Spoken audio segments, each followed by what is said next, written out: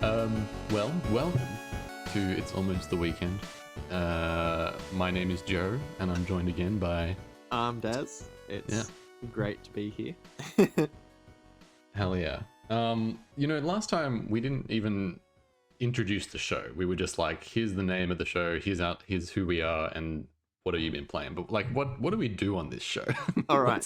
What are we doing here? All right. So the elevator pitch is we both really love playing and criticizing video games. You Okay. work in the industry, and it's just fun to unpack and talk about what games did things in a way that was really like provocative or inspiring or original versus games where they might have fallen flat, like in last episode where we talked about MGS5 and how the open world wasn't really suited, whereas like for Elden Ring it just feels like this natural progression. Yeah, hell yeah. So we're not here to like review the newest video game. We're not here to like, what am I trying to say here? Yeah, we're not here to do a review on like anything really. We're just here to like talk about stuff in general, like video game stuff in general, and like go over stuff that we think is neat, stuff that we don't think is neat. I want to come up with like a short way of saying that. Like on this show we blah, and then that's the hit, that's the cat. Yeah, I can do that. Well, maybe should we start this episode again? Yeah. And we can think of something to say. It's almost the weekend where we like to, shoot the shit about video games and talk about what works well within the medium and the industry and what maybe can be improved. Yeah, I reckon we keep going and we come up with the pitch as we go throughout the week, because otherwise I feel like I'm not going to be happy with whatever we create today. So okay. Well, should we just start again and do the It's Almost the Weekend and then get cracking and maybe have a pitch for episode 3? Okay. I like the chaotic energy that we've created already, though. Like I don't want to start again. But if you want to start again, no. Let's go. Our first fight. Oh shit! So, Joe Tool, how are you, and what have you been playing? Oh man, I'm pretty good. I mean, I feel a bit weird saying I've been tired this week because you're like the king of tiredness. Oh nah, you dude, rule over the domain. No, everyone's got their own shit. You know what I mean? Everyone's allowed to feel tired, whether they had like 1 hour or 14 hours sleep. It's all good. Yeah, I had a day midweek where I was like, it wasn't even like a hectic day or anything. I just all of a sudden at like 3 o'clock just completely clocked out and went to bed that night at like 7 p.m., which is like super early for me. Damn, yeah. And then and then from that point on in the middle of the week, I just sort of never really felt like I'd had a proper rest, like it just sort of felt a bit weird all week and tired, but not too bad, like overall pretty good. I was still able to like make stuff and contribute and everything like that. But and I've just been playing Elden Ring still, man. Like I was playing it last night and I was like, is this the best game I've ever played? Really? Is this the best game I have ever played? I don't know if it's like a bit of recency bias or whatever, but it definitely has some incredible moments that sort of just come out of nowhere at you, and it's full of juicy good surprises, which I really like. In my video games. So maybe not getting too spoilery, but what kind of stuff did you come across to make you think that? So I was I just done like a couple of optional side bosses that I was like, before I started really playing for the day, I was like, I'm going to go back into this underground section and really find the boss there, because I didn't do it last time. And then I found another optional boss just while I was looking for that one, and I was like, hey, that's pretty cool. And then I started tracking down where I was supposed to be going, and as I was heading up this hill, this huge like electronic dragon flew out of the sky, like apparated in front of me and like started firing giant lightning bolts all over the place. And then like we Sick. started this battle, and then it just like ran off, like it disappeared again. And I was like, what the fuck? Like he's gonna be back. I love that idea of like a monster that you fight that like disappears and then comes back Yeah. for another round. Yeah. Very like very kind of like what's the word I'm searching for here? Like ominous, like you don't know. Like it came out of nowhere the first time, it could just show up randomly again, so it sort of puts you on edge. I'm always on edge in these games anyway, so like it just doubles the fear. And it was just such a cool like animation of it coming out and like the lightning going everywhere, and it was raining, and I was like, fuck! Like I hadn't seen any, like I'd never seen this creature. I've seen dragons in the game before, but this one was different. Hell yeah. Yeah. So that was pretty cool. Yeah, that's awesome. What about you? How you doing right now? What do you and what have you been playing? I'm still playing Elden Ring. Yeah. I'm at the end game now. Like I beat all the dudes Ooh. from the cutscene and just kind of wrapping things up. I think I have what you need to like finish the game, but I'm still just Wow. walking around and doing stuff. Wow, Um, that's awesome. You've been smashing it then. Since we last spoke, we were sort of, not super far apart from one another, but you'd like streaked ahead a little bit. And now you're like, I'm at the end. yeah, well, like it kind of, I feel like a lot of the bosses don't really have that much of a staying power until the Yeah. end game. And I did finally come across a boss where like, like I finished like a playing session and I was still at the boss fight. Right. Like it's the first time in like 60 hours that that's happened. Usually like you get to a boss, you beat it in like 1 to 3 tries and then you like keep going. And Yeah. this was the first time that like I didn't beat it straight away, and I was like, oh, sick. When I come back to this, there's gonna be a boss fight, and it's just like it just created that thing that I love about these games that I haven't got in this one at all, where like, like that feeling of desire is created through denial, Yeah, right. and I feel though like I've just been overpowered the whole game, Mm. and this time like I was like, all right, and I went back and I beat him, and like, when you're one hit away and your heart's Yeah. pumping, I was just like, oh yeah, that's the stuff, that's what That's I'm that good talking stuff. Yeah. about. Yeah. Yeah. Yeah, for sure. I've definitely been feeling more ever since I picked up that moon sword, the samurai one that has that where you like sheath it and use some magic to do like a Oh quick yeah. attack. Yeah. Ever since I picked that up, the game has become not easy mode, but like very like way more accessible, like easy to defeat bosses. Certain enemies become trivial. Like it's just it's made the game a lot easier. Yeah. Um, It's so it, it's like an interesting design ethos to have the weapons feel as good as they do. It's yeah, because I've like I've nearly beat the game and I've used 2 weapons. wow, you know, and I think this game is really going to sing when it comes to challenge runs. yeah, Like I can totally see a level 1 run happening. yeah, And it just seems like there are so few mandatory bosses.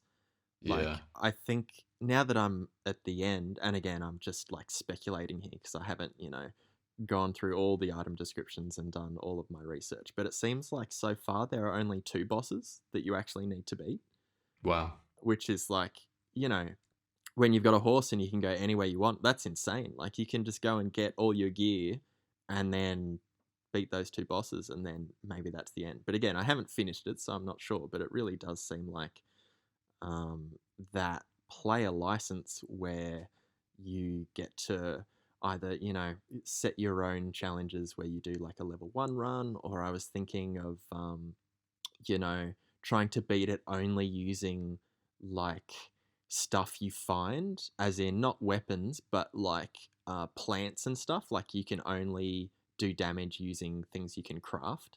oh shit, yeah, that would be awesome. Yeah, and I think that's like something you do in a new game plus run, right? So you've got all the recipe books or whatever. Yeah, yeah, Um, but yeah, I think there's gonna be a few things like that that'll make this game really sing.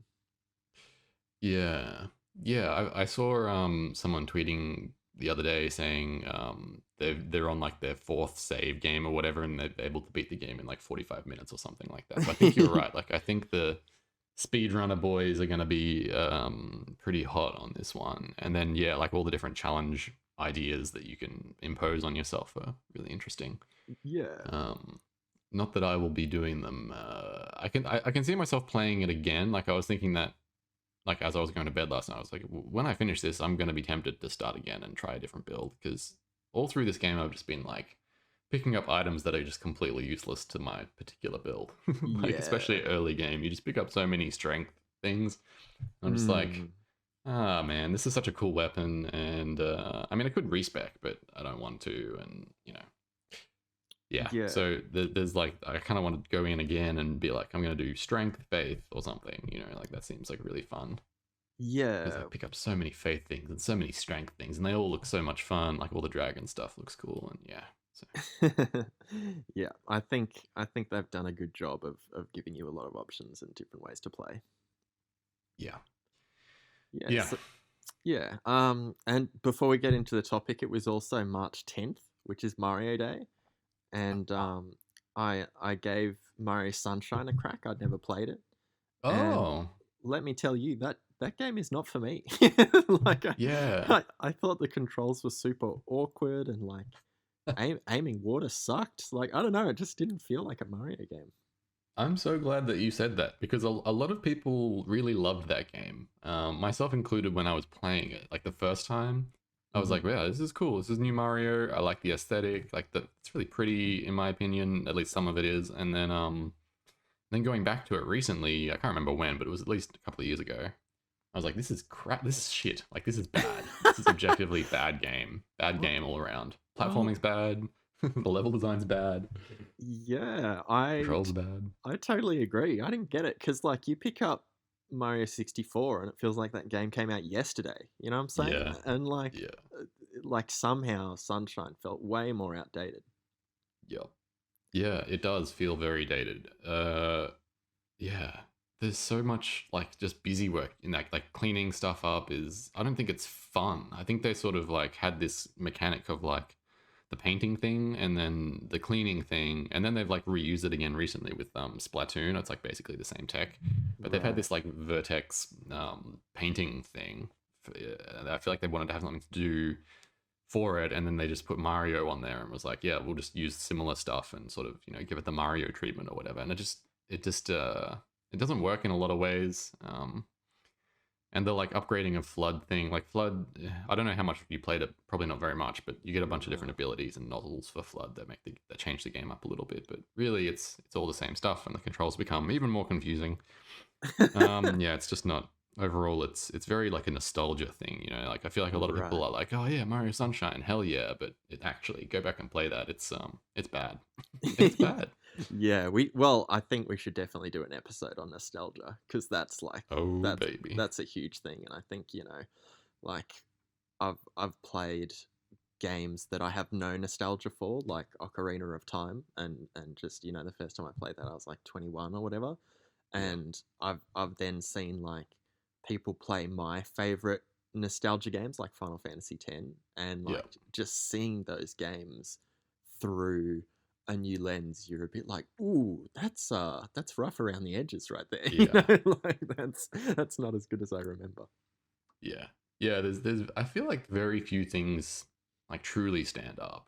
They like really stand the test of time. Like people like swear by Final Fantasy VII, and I'm like, I've tried to play that game like 4 times now, even with like the remake, not the remake, the remaster, where it's like the same game but just like HD Oh or yeah, like slightly improved graphics. yeah. And I've never been able to like really sink my teeth into it. It's just been I just don't get it, man. I mean, that's maybe that's the thing is like I do get it. I've played a million games, or not a million games. I've played a bunch of games that are really similar, and I'm just like, this isn't the best example of this. And the story Mm, doesn't seem as like I don't know. It's just maybe it's a slow burn, but yeah, I've just never been able to get into Final Fantasy VII. yeah, right. Yeah, well, we'll make sure to do that in another sesh. But for this sesh, we want to talk about music in video games, but more Hmm. specifically the interactive roles of music in video games. So for me, this is stuff like the ocarina in Zelda, and Okay. stuff like the end credit song for Portal. Oh. So like I know that's like two different angles where one the player is playing, you know, the ocarina to do something in the game, Hmm. whereas the end credit song for Portal is like more of a plot device, but it's still part of the game, as in like it's still finishing off the story of that first Portal game in a musical way. What happens? I don't even remember what happens at the end of Portal, like the credits. Um, I can't remember what happens at the end of Portal. I can't remember if you meet GLaDOS or not, but you know, she sings that song and she's like, it's a huge success. Oh yeah, this Um, is a triumph, and then like, but what? How do you interact with it? well, I guess it's not so much of like a button press interact, but like it delivers more than just like say music during a boss fight, right? Right. So like I think I and you know let the debate begin, but like I think there's a type of interactive music that isn't strictly about the player pressing buttons. So Okay. I think uh, music that communicates plot is one. So that's Portal's end credits in Transistor. You know the songs that Oh Red yes. sings. Yes. Yes. Those there are plot points in those songs that aren't explained anywhere else. Right. And then I think probably the most common type of this interactive style of music that I'm talking about is like adaptive music. So like in horror games, when you get seen by like a Oh baddie in yeah. Amnesia and the music pipes up and you're running and like the drums start. So I think that is like another type of interactivity. Yeah. Right. I mean, I'm struggling to think of apart from like music that starts playing when you enter like a boss arena, like in Dark Souls or whatever. You get like the specific that boss's song. Mm, I'm struggling to think of like examples where maybe there is, but even that is kind of interactive. It changes depending on where you are at that point of the game, which I guess is like a form of interactivity, right? Like the only reason Delfino Plaza music starts playing in Mario Sunshine is because you enter Delfino Plaza. Like Delfino Plaza mm, music doesn't play when you're like arriving on the plane in the cutscene. It doesn't play in other areas in the game. Like mm. that's kind of the same thing, right? Like that's sort Yeah, of like but it's not like there's like an enemy nearby in like Ocarina of Time and you get that spooky music that starts playing. yeah. So I think there's like this weird crossover between music that is triggered by the player's actions and then you know, stuff like sound that is triggered by the player's actions, like headshots in Counter Strike, or Okay. like, you know, the cry of the grubs in Hollow Knights and that kind of thing.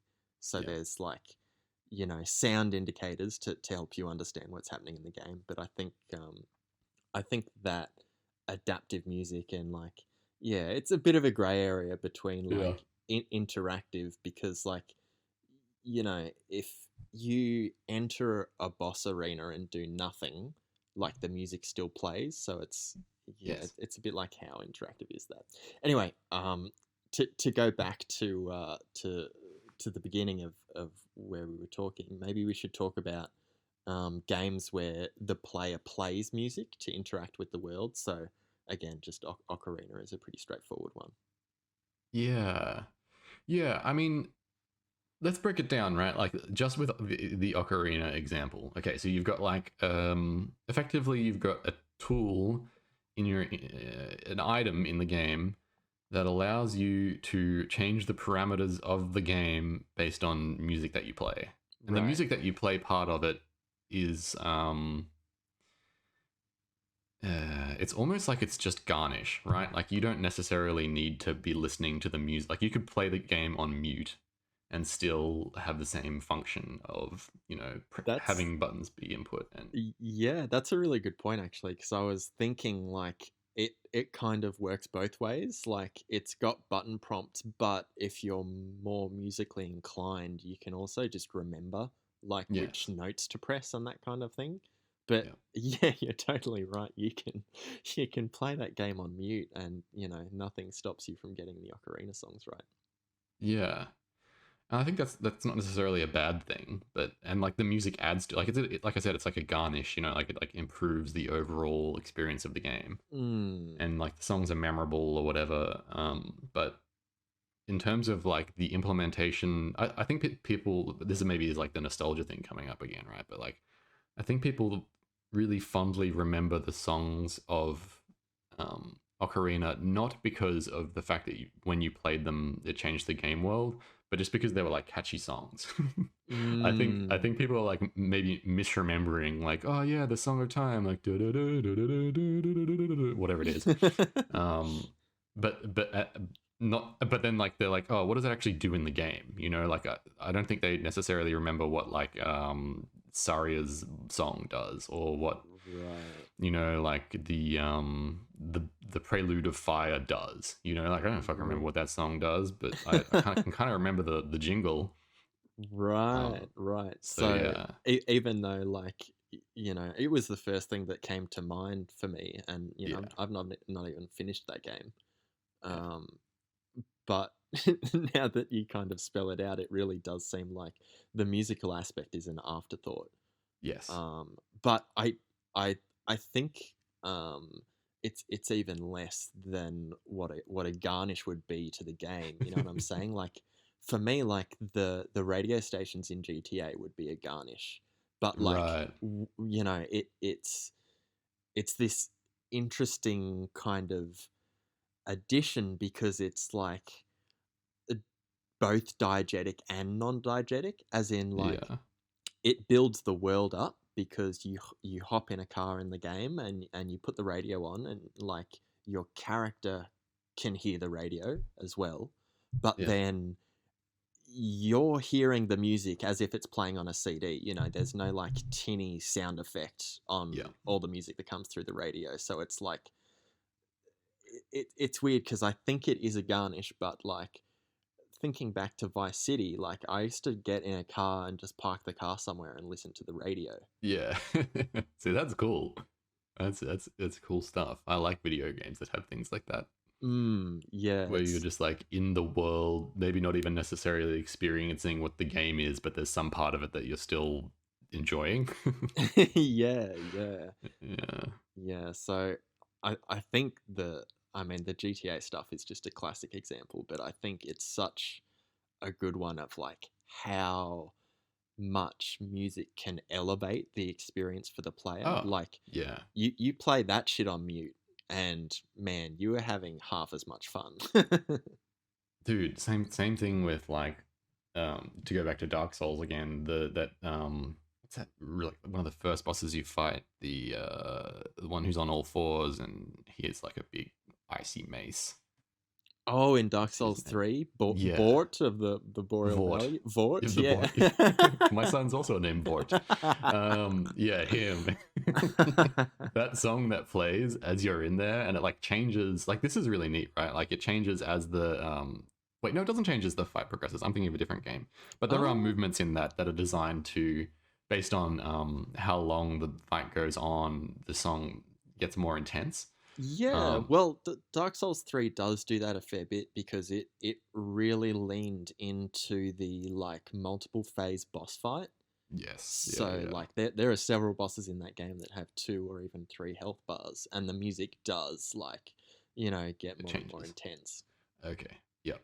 But yeah, I know with Vort, I don't know if it's the case or not. I should go and test it or find out.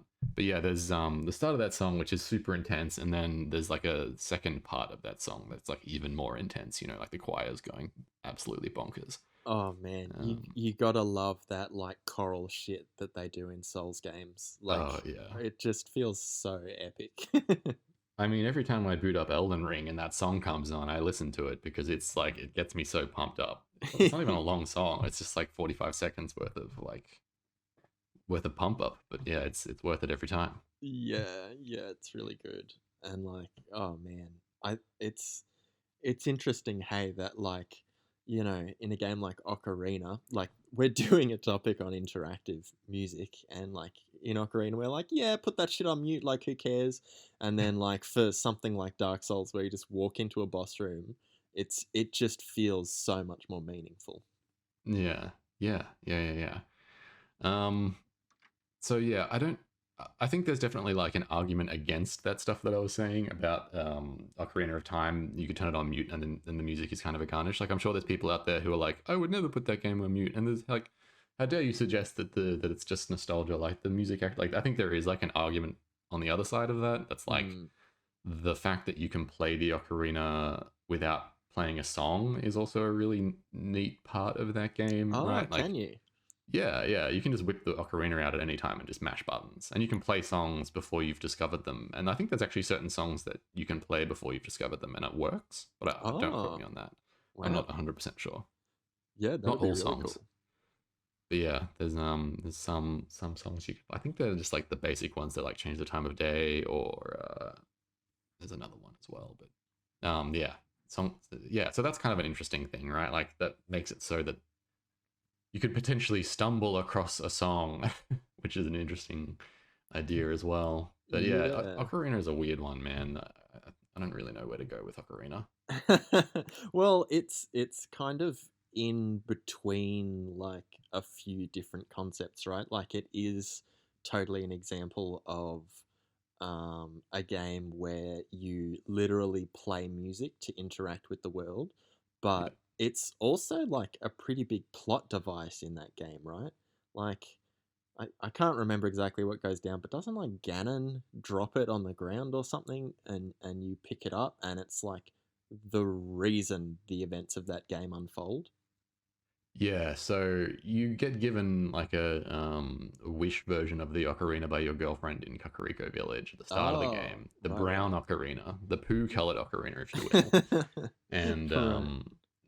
you learn the first few songs on that, and then when you go out into, I think this is how it goes. When you go out into Hyrule Field, the owl tells you a story and gives you like a flashback, or not a flashback, but like a this is what happened Hmm. thing, Hmm. and you see Ganon taking Zelda out of the fortress, or out of the what's it called, the castle, Hmm. and she drops the ocarina in the lake, or in the water, Oh, right. and that's the So, special ocarina of time, the purple one. right. I see. I see.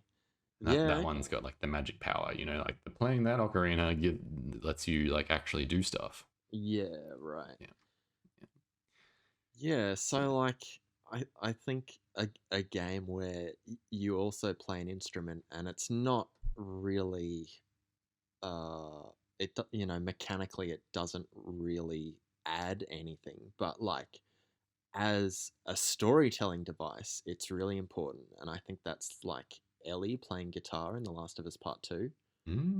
I yeah, I think the way they use the guitar to um, represent her connection to Joel, and also just like some of the standalone scenes where she plays guitar, like that scene where she plays "Take on Me" to her yeah, girlfriend. yeah, That's one of my favorite scenes in the game, and like yeah. Same.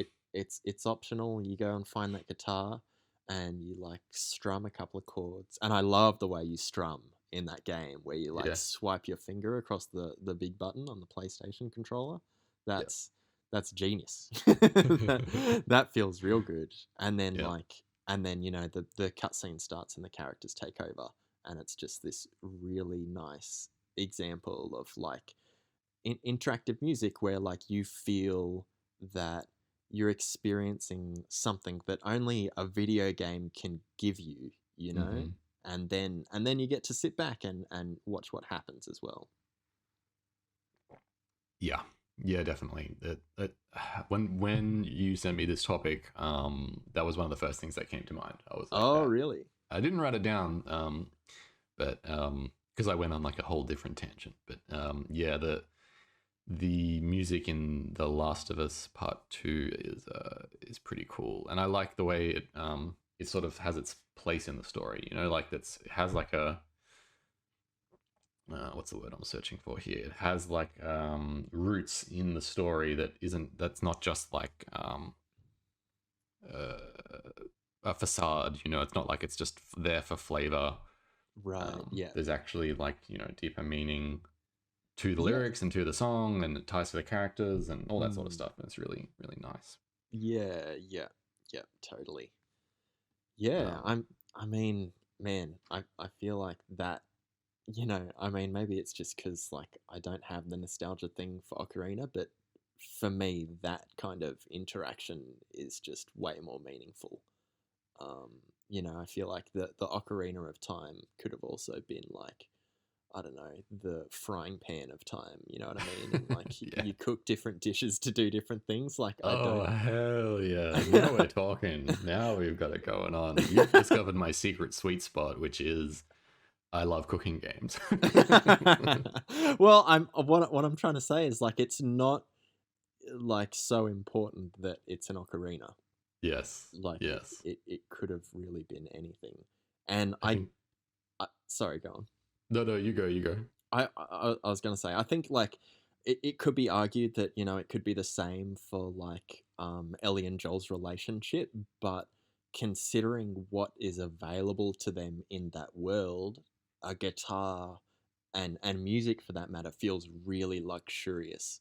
Mm-hmm. So it's already special, whether they use it to develop or represent their relationship or not. But the fact that they do just makes it feel just really poignant, I think.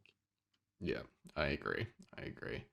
I think that's like the sign of a good idea. You know, like when the thing cannot be replaced by any other thing. It's a little bit like Mm, script writing. You know, like you write the script out and you put it all on like little cards or little post-it notes, like all the different events. And if you can take one of them out and the story still works, it's like, well, what the fuck was the point of that thing that we had there? You know, like why did we right. need that? Yeah. What was the point of that? And then you like start diving into like, oh well, it actually has this part of the meaning, and then you may discover that it is needed to tell the Mm, story in some way, or it enhances the story.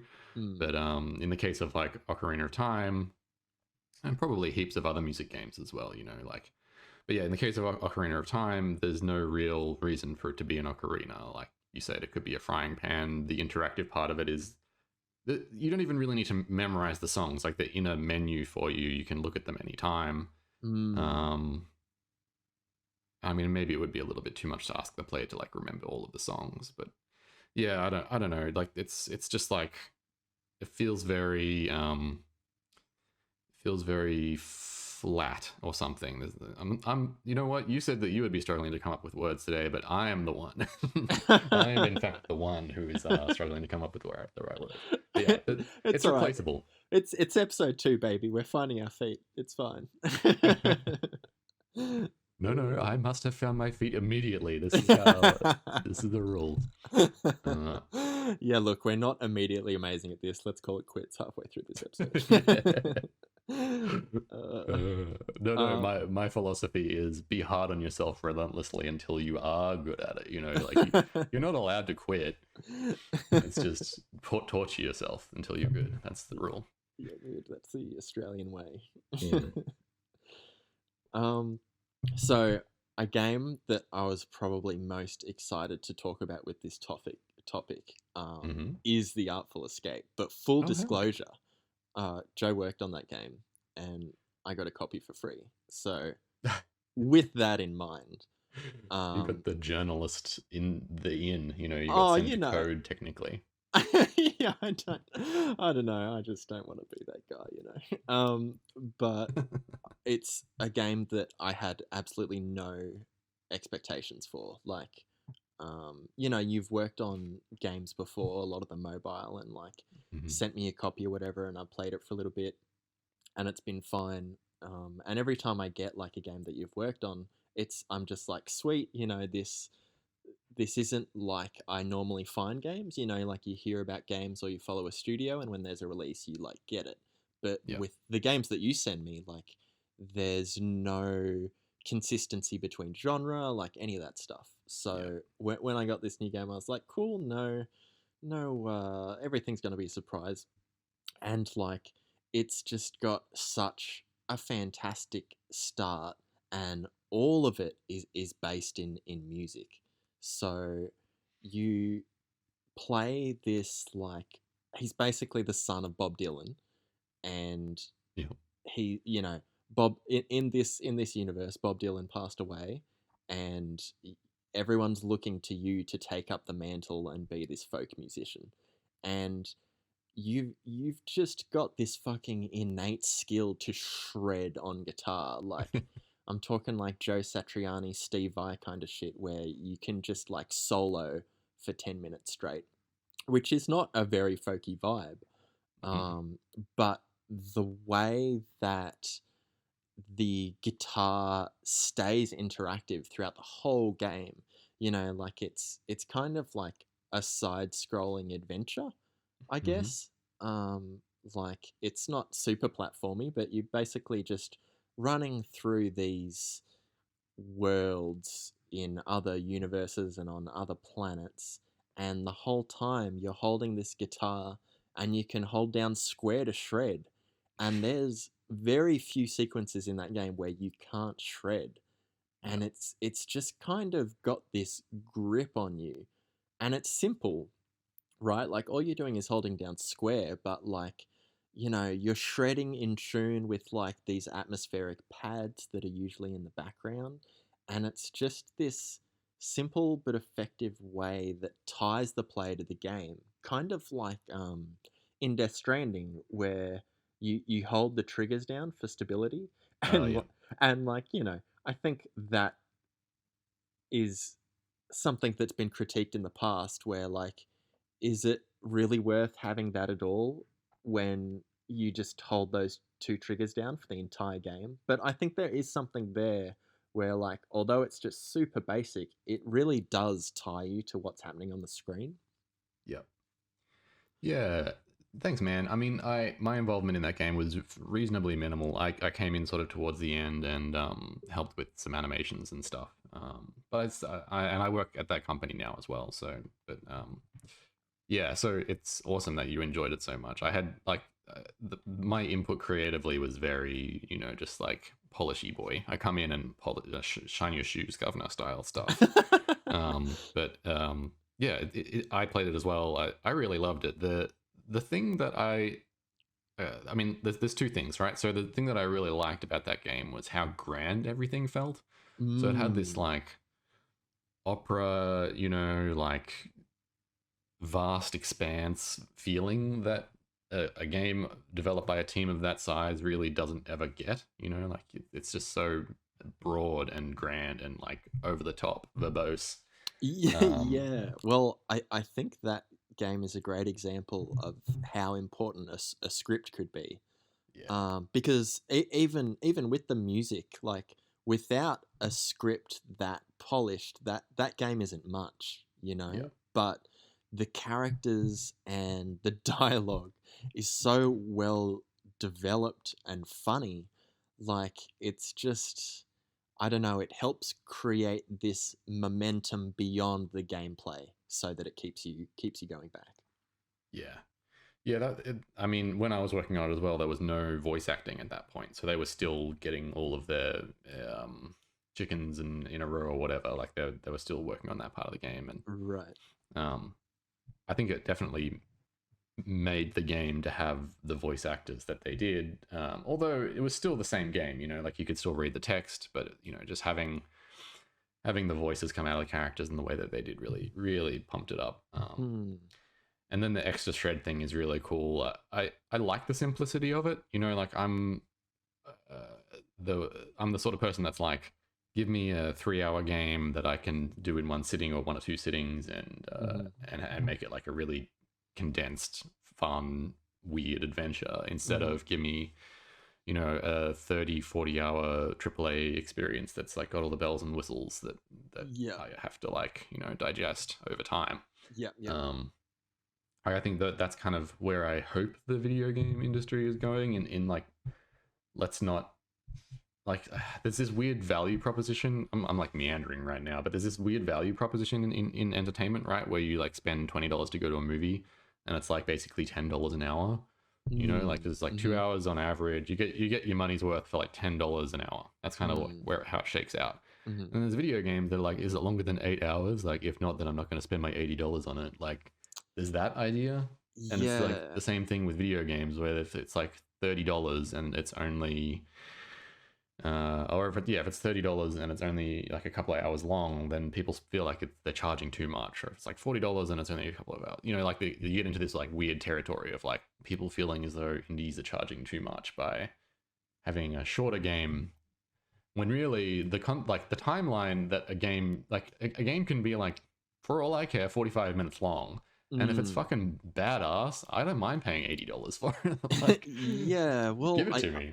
I think that's there are a couple of things there, right? Like tying monetary value to creative endeavors, I think is has always been weird, and like that goes back to like Da Vinci like burning his own shit just to stay warm, whereas now that's worth millions. And I Yeah. think like trying to consistently value something in a certain way is kind of never really going to create a result that everyone's going to be happy with.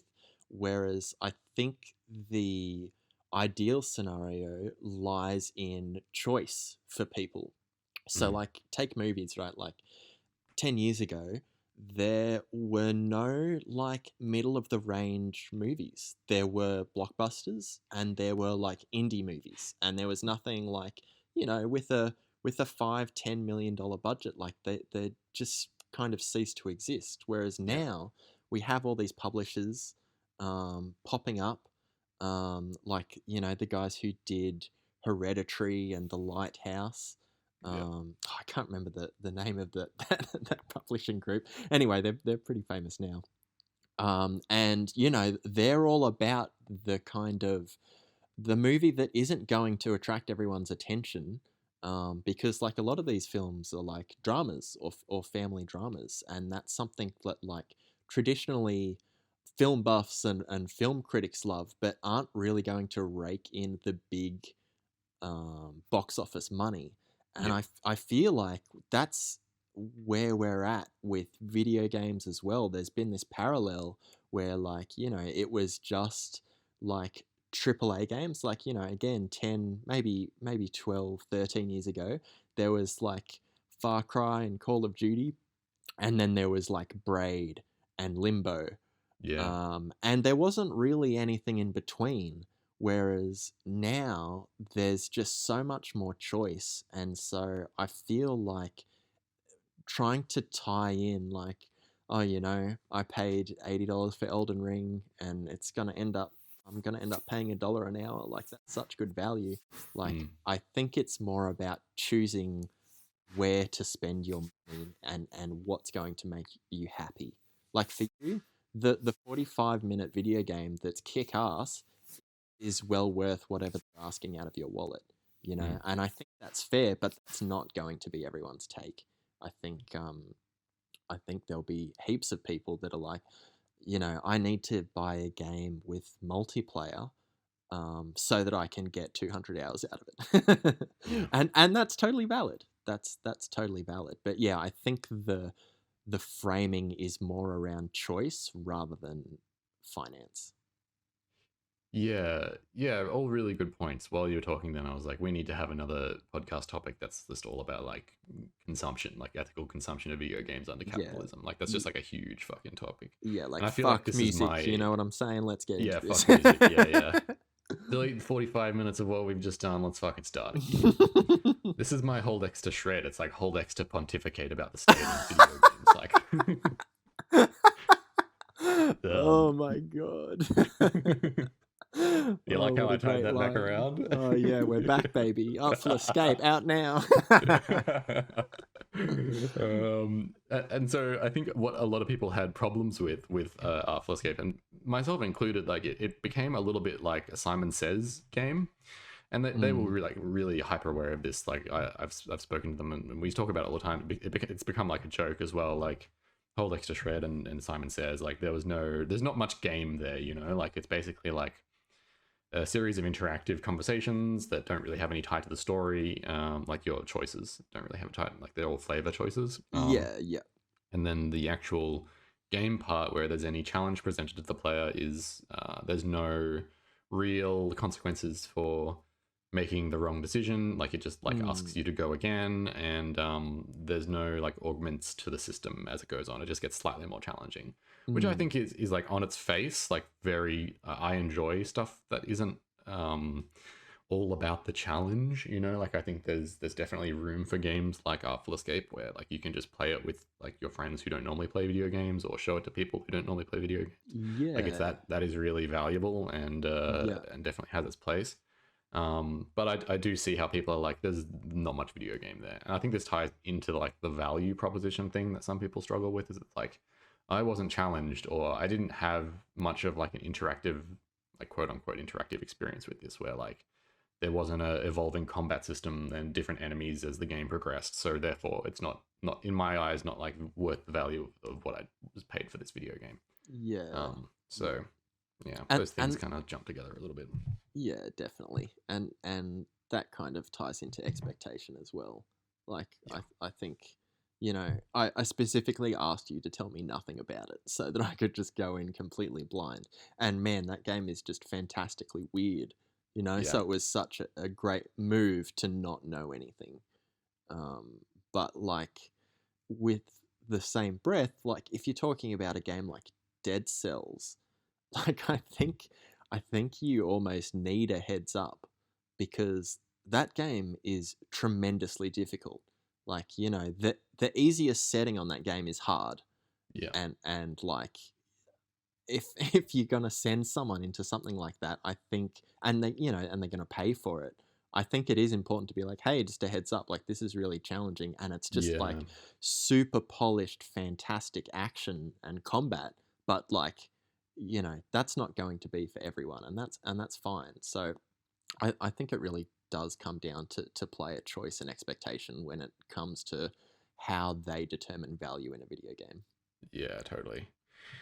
Yeah, yeah, totally. I wonder if there is room for something like that in like not like a ratings system, but like a difficulty scale that is somehow presented to the consumer before they purchase something. Like Mm. I guess you can read reviews, but even that is pretty subjective. I don't know. There's something there. I don't know how interesting it is though. But yeah, anyway, the music. Well, look, I think you made some pretty good points just when we were talking about the topic around rhythm games. Oh, yes, yes, yes. And now this is a bit of a dark spot for me. The only rhythm game I can think of is Sekiro, right? Oh, right. Yeah. Um, and like the interactive music is not really a big part of that game. So I think you're going to have to kind of hold the torch when it comes to this kind of stuff. Right. Well, I don't really play a lot of rhythm. Did you play Guitar Hero? No, but like I was in a room where people played it, but no, I never played it. Wow. Okay. Yeah, man. I don't think I've ever spoken about Guitar Hero with someone that hasn't played Guitar Hero. I mean, you know what it is, but yeah, that's probably the most successful, commonly known rhythm game. Yes. Um, So that was like, was that a game that kind of bounced off the success of the Wii, or am I getting my uh, timeline mixed up? I think it did come out on Wii, and it was one of those games that came out with like a cool peripheral that like sat Mm, with all of the rest of the plastic peripherals on the Wii quite nicely. yeah. But I don't think it was an exclusive. But yeah, like the rhythm games are also like another one of those ones that is like has an interesting accessibility thing to it. Like there's anyone can enjoy a rhythm game like Guitar Hero. You just pick up the guitar and you start smashing around, and like you kind of get to play the music. Hmm. I think there's like no fail modes as well, where if you fail, it just keeps playing the song. But Oh, that's then cool. there's yeah, but then there's like you can play what is it, Through Fire and Flames or whatever it's called, Oh, the Dragon Force song. the Dragon Force song, yeah, on Yeah. like the hardest difficulty, and it's just like people like spend years of their lives getting like perfect scores on those things. And similarly with Os, the game that I sent you earlier, the like Yeah, click rhythm game. I looked up a video of that game. Good God. Yeah. Like I don't know.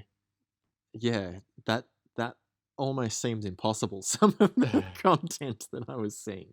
But do you want to explain it just so everyone knows? Yeah, I'll put links in the show notes so people can go and look up these things afterwards as well, just Oh, so that's a you're good aware. move. But yeah, the Us is like a clicking rhythm game where you are presented with a screen and a song, and circles appear on the screen, and you need to click them in rhythm with the song. And there's different types of circles. You know, there's like click once, or click and hold, or click and drag in like a shape. Um, and it all varies in difficulty. And yeah, there's some like crazy OS players out there. Some people use Wacom tablets to play the game as well, Oh, not a mouse, which is kind of cool. yeah. Yeah, and some people use like different peripherals to play the game, not just pointy clicky devices. So yeah, and there's other rhythm games as well that have their own um, their whole own community and peripherals. Like a while ago, I was looking into this keyboard because I was looking into using different peripherals for animating with. Oh, yeah. And I was, trying to find stuff that had like a neat, fit in your hand, not too many buttons, uh, clicky, easily reprogrammable thing. And turns out a lot of rhythm games use just those exact. They all love those exact same things, like reprogrammable keys, clicky feeling. Right. And yeah, I sort of stumbled into some crazy rhythm games where like you basically have like a little mini keyboard, um, not like a typing keyboard, but like a playing keyboard in front of you, and Hmm. and play on like 5 or 6 keys. Yeah, it's Wow, that's so cool. That's really taking like the interactive part to the next level where like it's beyond, oh, shall I play like an ocarina or a trumpet? It's like what am I actually physically interacting with to get the best result? That's awesome. yeah. And then there's like Rock Band as well. Like they actually had like a drum kit peripheral that you needed to basically know how to play the drums to play. Oh man, Uh, I love that. yeah, I've never been in a room with Rock Band, but I feel like that would be so much fun. yeah. Yeah, I was I never played the drum kit really, but I had a friend in high school who played the drums, and he played around with Rock Band a little bit. But at first it was super jarring to him because there's like input delay on the USB. Like back then when it came Oh, out, it was like sure. USB 1 or 2 or whatever it was, and so like he was used to hitting the pad and hearing like immediately Hmm. the response. But in this game, there's like a 0.07 second delay or whatever it is, like something Right. minute, but it just throws him off. Yeah, So yeah. I really like that as well. It's like there's like this super fine level of human perception that is that somehow becomes like a little bit of a challenge to actual professionals. Like that's interesting. Yeah, yeah. And I wonder what, someone who was really good at rock band drums would find if they actually tried to play the real drums. Like Yeah. I wonder like if it would just be something they'd be like, "Oh man, this is so much easier," or like, it'd just feel a bit alien to them. Yeah, yeah, or they'd always be rushing or dragging or whatever, and Yeah. Oh yeah, Jesus. Whiplash flashbacks. yeah, with Oh flash my flashbacks god. ensue. Um, so yeah, and then I wrote a few other things on this list. Like games like Metal Hellsinger and Doom. I mean, Doom isn't necessarily like a rhythm game, but the music in that game plays such a key role. Like I remember playing it and just getting through a room or an encounter, and just like the way the music dies down and builds up in that game is so cool, man. Like, Mm. goddamn, Mick Gordon. Oh, dude, absolute legend. And like, I think that may be the best example of like adaptive music that really, like, it's weird, right? Because it's not like super interactive, but it does influence the player. Like, there are Yeah, some arenas in that game where like you just got through the most hardcore shit, and you were like, I don't know if the same thing would have happened if there was no music. yeah, Like the guitars like screaming in your ears really does evoke this sense of bloodthirst. yeah, yeah, yeah. Definitely, that is a great point. Like the the music, and I think I kind of feel the same thing in Dark Souls, to go back to that, like the Vort example. The Who knew Vort would get such a shout out like this many years later? He's spinning in his grave. Yeah, the way the music in the boss fight encounters, especially that first one in Vort, make you feel like, I feel like you really wouldn't be as tense or on edge in, especially in early game moments, if the music wasn't as like heart thumping as that music is.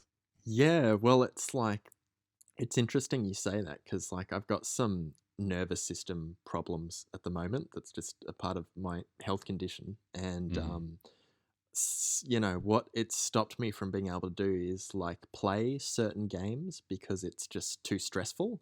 right. But like what I've been able to do to kind of help curb just the body's automatic response to like stress is, you know, play a game that does create stress. Like originally it was like Dark Souls. Hmm. You know, I just couldn't play that without like stressing out and then not being able to sleep that night.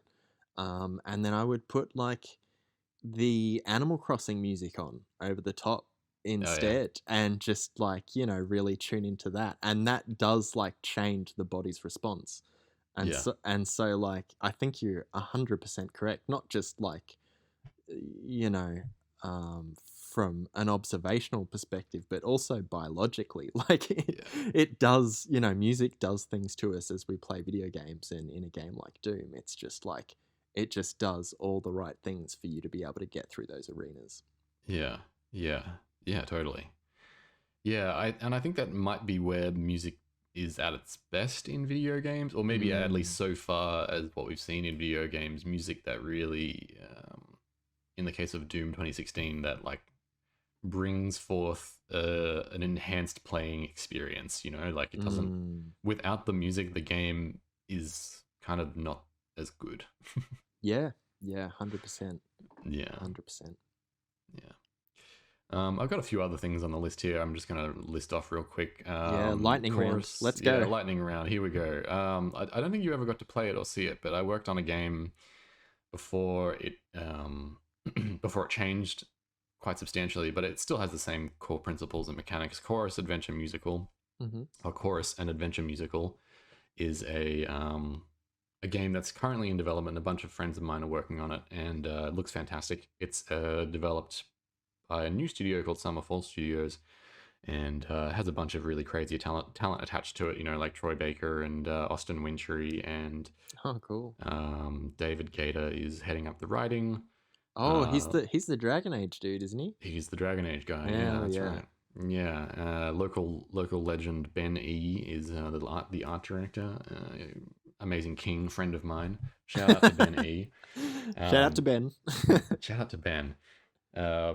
Blessed King. And yeah, it's so the vibe is basically, if you can imagine, Dragon Age, but in order to sort of progress through a song, you make different choices during the song that change the outcome of the interaction with that Ooh. person that you're song battling against. Oh So my yeah, god. at the beginning of the game, you like get the power of the muse. She dies in your apartment, and you end up accused of her murder, and you have to redeem yourself through a series of interactive song battles with the Greek gods. Oh And my it's god. That sounds so yeah, great. I love singing my way out of trouble. yeah, yeah, exactly. So yeah, like, that game looks really cool, and like the music is like a core part to that game. You know, like without the music, that game is pretty dull. Yeah. Um, Yeah. Yeah. or at least, I mean, I guess you could read stuff, but yeah, it's helped along so Yeah. much. A game that I mentioned to you, actually, I don't know what it's called, but it's by this person called Stephen Dungu. Okay. Um, and it's like it almost looks a little bit like Nier Automata, but in order to attack and defend, you need to be playing some sort of music. I don't get exactly the user input on this, but it looks really cool. Right, okay. Again, I'll leave a link in the show notes, and you guys can check that out. Yeah, cool. Um, and then I think I have one more. What do I got here? Oh, that's it. That's all I had. Do you have any lightning round or questions or anything? All right, I got maybe one last Mm. question for the both of us. All right. Has there ever been a time where musical interactivity in a video game surprised you? Um, Mm. and I'll answer this to kick things off, but for me it was Bioshock Infinite. Oh. So that's a pretty linear game where you're just blasting through anti-rapture or whatever that place up the top is called. Yeah. Um, and there's this room tucked away on one of the levels where you can find a guitar and pick it up, and you sing a song with Elizabeth, and it was just like such a nice little kind of secret. Yeah. Like it's not really something that had to be there, the game is perfectly fine without it or whatever, but it was just such a nice surprise to, like, you know skulk through the levels and keep an eye out and then find something like that. Like, it's just really nice when video games put that much effort into a secret like that. And there's like direction, vocals, recording the guitar, like, a Yeah. lot of effort goes into a secret like that, and it was just such a nice surprise. Yeah, hell yeah. I like that. I remember playing that moment and I think looking up the song afterwards on YouTube or whatever and yeah, Mm, listening to it. It's a good one. yeah, yeah. Um Surprising moments in I think I mean okay, so this wasn't in the moment of playing it, but there's a game called Near Automata. Have I Hmm. never told you about Near before? I know a bit about it. I really want to play it, but I haven't had a chance yet. Yeah, it's a big game. But yeah, the music in that game is really highly regarded and celebrated, and it's quite like an emotional soundtrack. But after playing it, I discovered that there's actually like six different versions, or like some absurd amount number of different versions of each of the songs based on your encounters, and all of them are Oh, like hand composed and arranged. Like the composer actually went to the trouble of like making all of these different versions. There's like a peaceful version, a combat version, an extreme combat version, and then like other versions as well of oh, the songs. wow. And you can listen to Wow. them all. Yeah. And they all like seamlessly move between one another. Oh, actually a great example of surprising, interesting music is Untitled Goose Game. How we were remiss to not bring up Goose Game. Did you ever play Goose Game?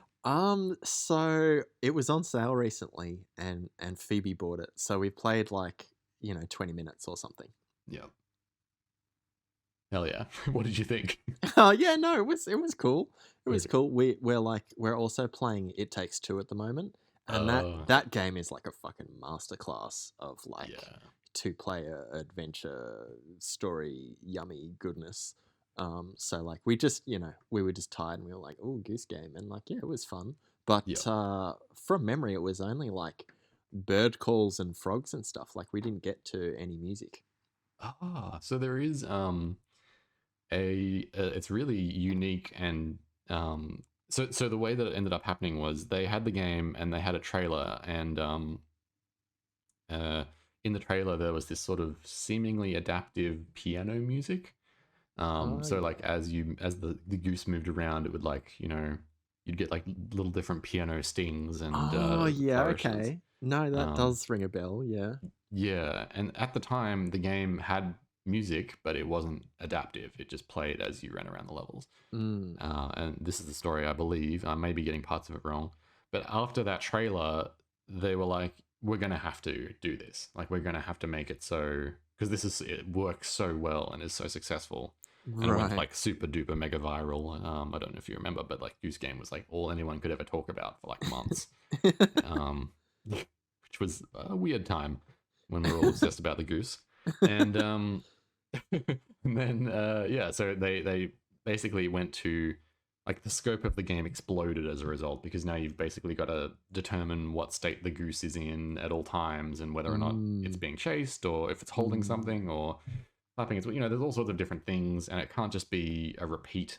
Like every time you do a certain action it can't just play the same melody on the piano. It has to have some determined amount of you played this recently or whatever. So there's all sorts of complicated programming and musical legendaryism going into creating the sound, the music for Goose Game, and I think that Right. might be my surprise. I mean, even though I knew how the sausage was made, it was still really cool to see how they pulled it off. Yeah, yeah. That's a great one. That's a great one. Hell Oh yeah, man, man. I Well, feel like this was real fun. We yeah. went way off topic a couple of times, but I think those were my favorite bits. Yeah, look, the temptation to just go down the garden path was high today. But you got me onto talking about value and capitalism and all that sort of shit, and Yeah, that's when I that's really start to fly off the handle. So the fact that I brought it back was, I'm gonna pat myself on the back for that. yeah. No, I very well really done. could have, I really could have gone and exploded on that topic. But yeah, that was really cool, man. Great chat. Yeah, There's like heaps more to talk about. Like when I was yesterday on the train on the way in, I was looking at the topics, and I showed you the document, and you were like, "Oh my god, what have you done?" There's so much yeah, more to talk about in music and video games, and I wish we could have an episode where we, you know what, maybe we could do a stream or something, but and just listen to some of these songs, because there's so much stuff in there that's like so much fun to listen to, and I just want to mm, show you some of it, and I'm sure you've got stuff you want to show me as well. yeah, yeah, That's like nostalgic or great. So yeah, we'll figure out a way to get that out, or do a chat about songs and listen to it. yeah. Um, This will definitely not be the last time you hear us talk about music. oh yeah, definitely. All right, man. Well, shall we call it there? We'll call it there. Thanks so much for listening. Yeah. We'll catch you next week when it's almost the weekend again. Hell yeah, that's almost. I like that. That's a good sign off. Oh, you got it. Nailed We'll it. catch you next time when it's almost the weekend again. Great. Love it. All right. Bye.